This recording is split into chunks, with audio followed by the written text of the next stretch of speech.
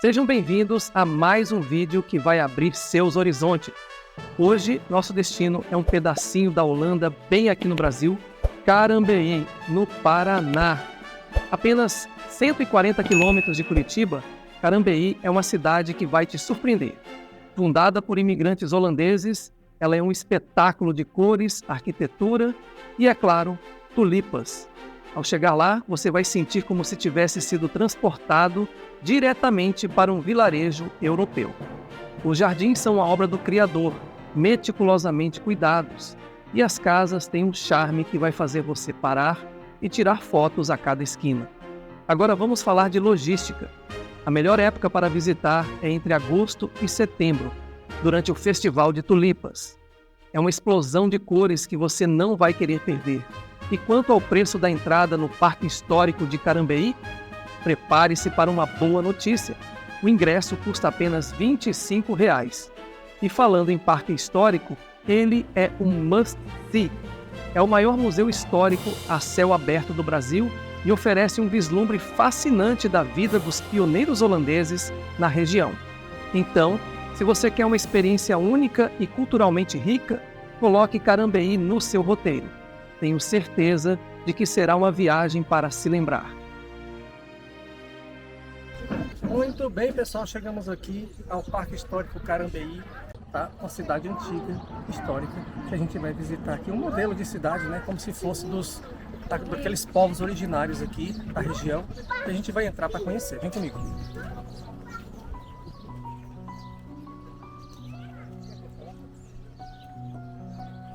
Estamos aqui em Ponta Grossa, no Paraná. Aliás, não é Ponta Grossa, é o município de Carambeí, né? Mas próximo a Ponta Grossa, olha que lindo. É uma verdadeira cidade, é uma cidade no estilo holandês, né? Vamos dizer assim, no estilo europeu, né? Onde a gente vai ver aqui, passear pelas ruas, né? É um parque.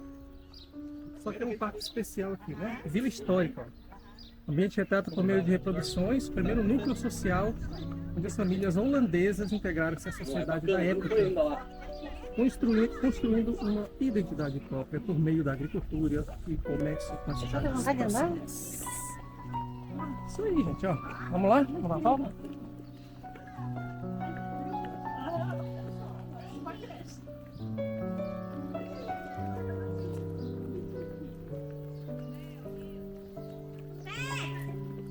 E agora?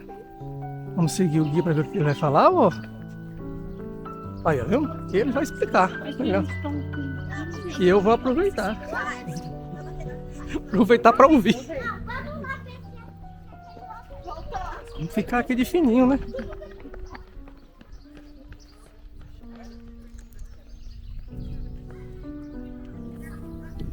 Pode entrar.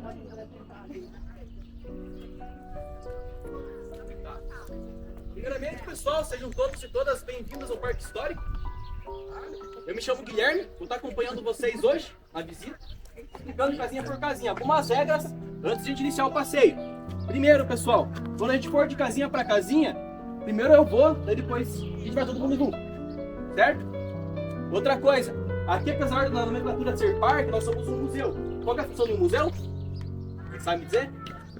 Preservar a história, exatamente. Então, na maioria das casinhas que a gente for entrar, vai ter alguns objetos que são acervo. Então, pessoal, muito cuidado com as bolsas. Caso bata no objeto sem querer, também, por favor, tá? Outra coisa, pessoal, a gente está iniciando agora com todos aqui, 25 pessoas, eu acho, né? Isso. A gente vai até o Parque das Águas lá. Eu espero poder contar com todos pra gente subir todo mundo junto novamente para comer torta. Essa é a última regrinha, tá? Então, vamos lá.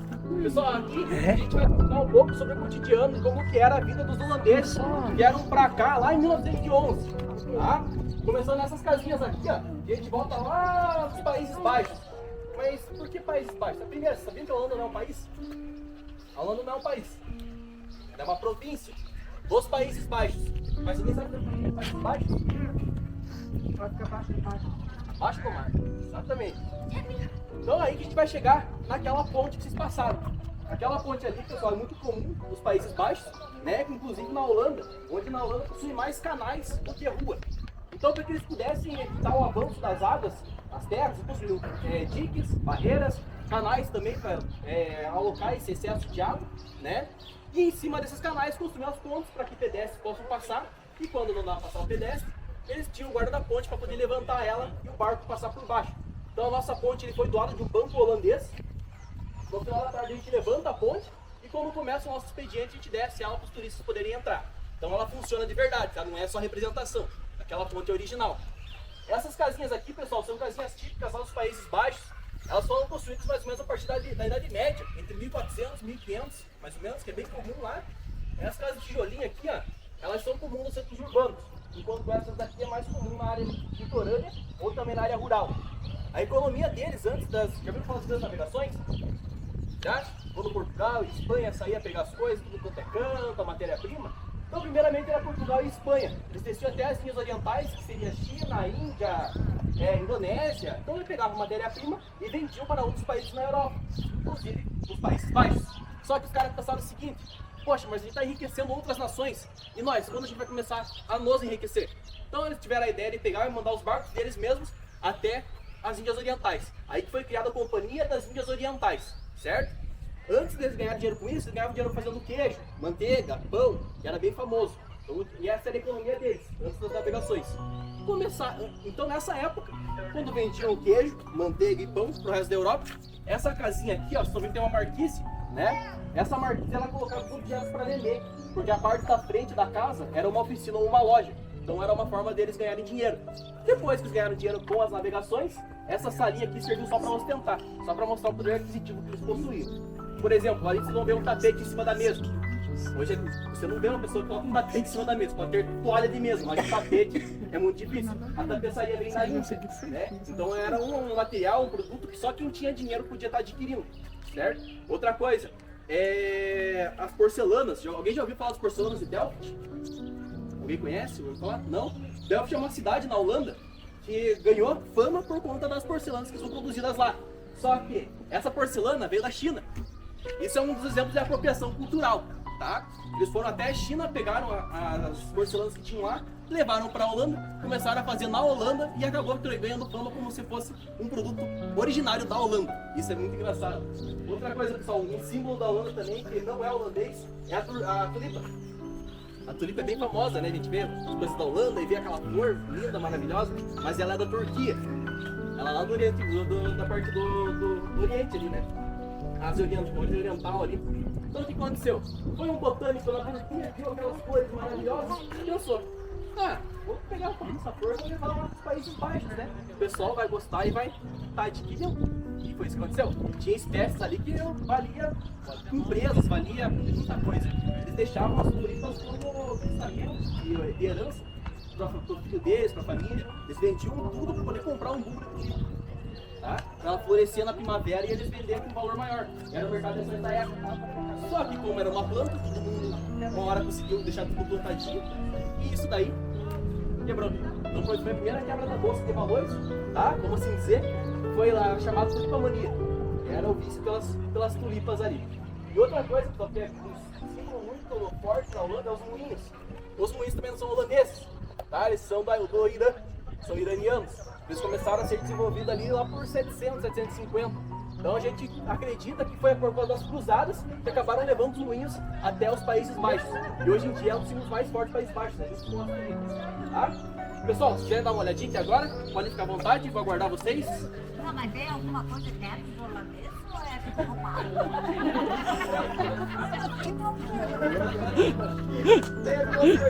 Tem algumas coisas. Os tipos,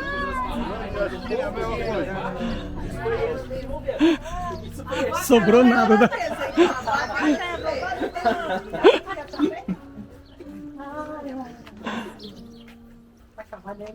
Meio tamanco, né, holandês? O tamanho que a gente descobriu que você também é alemão. Meio tamanco.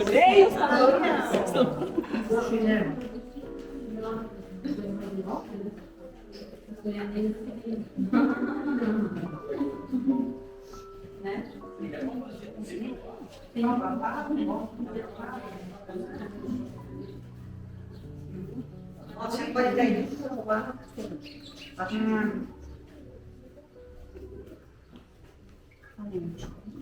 Não tem galinheira, bota o tapete. Não?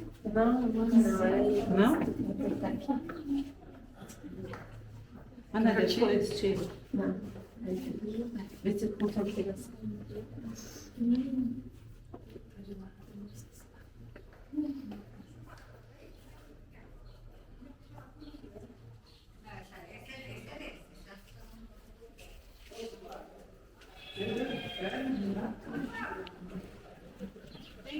Tem manteiga para beber aqui. Isso aí, que bonito. Isso, lindo. Distancia um pouco, tira da casinha também.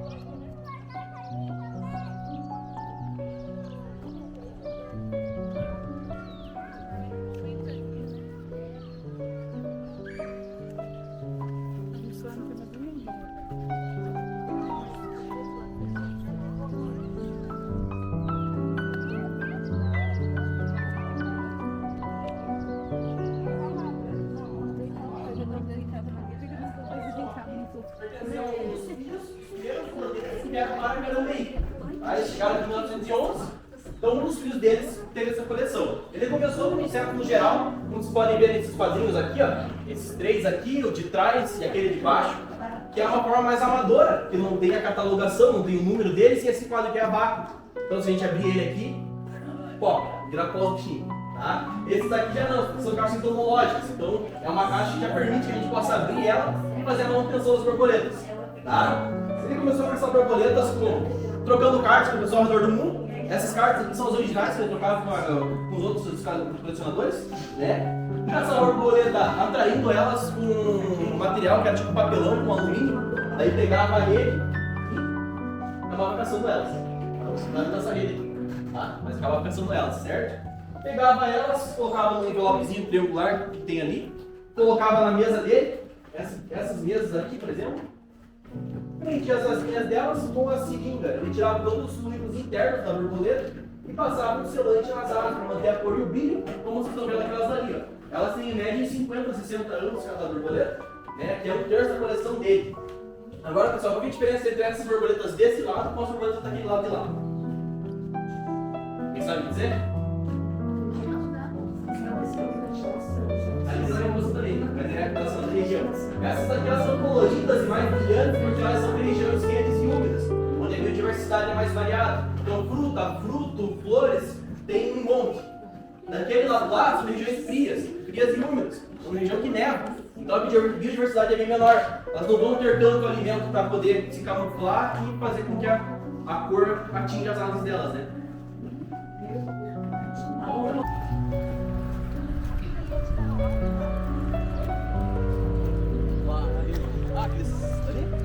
Não, é feito pro Natal. Colocaram agora de pouco. Aquelas delas se falam. Do Natal.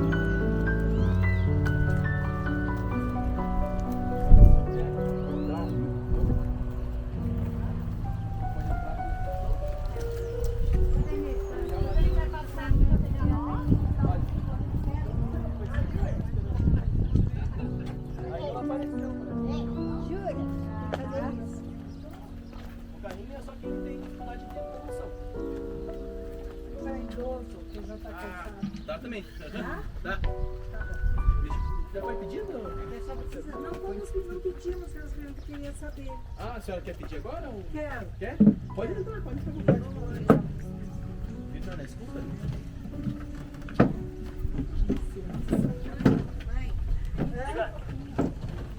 Vitor, precisa do carrinho aqui na estação. Tem uma senhora aguardando aqui e não tá cansada. Vamos copiar?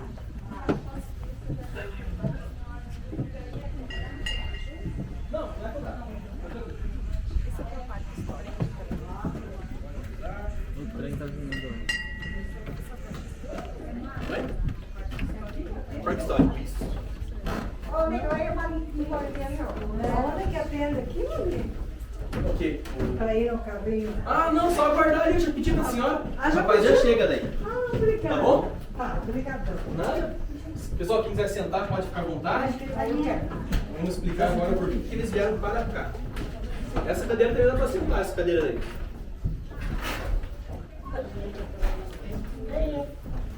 Fica mais violência. É, fica mais violência.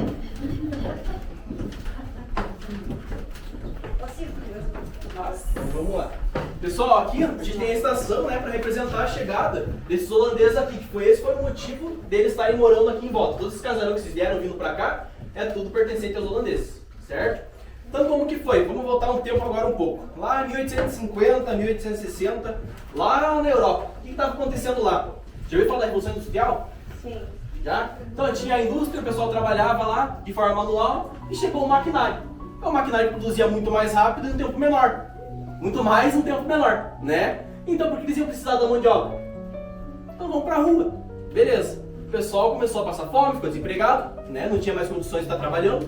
E o pessoal que morava na área rural tinha pequena propriedade, só que nessa época o mercado estava sendo aberto, estava vindo a ideia, mais a ideia do capitalismo ali, e tinha o grande proprietário. Então o grande proprietário ele tinha que comprar a pequena fazenda, porque o pequeno proprietário não tinha a menor chance de bater de frente com um cara desses, e vinha para a cidade, achando que ia ter emprego.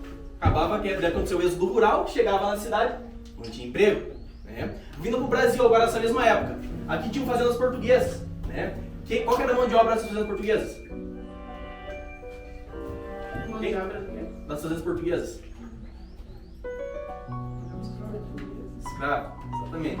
Era mão de obra escrava. O Brasil, pessoal, foi o país que mais recebeu escravos, né, no redor do mundo, e é o país que mais possui pessoas negras fora do continente africano até hoje, certo?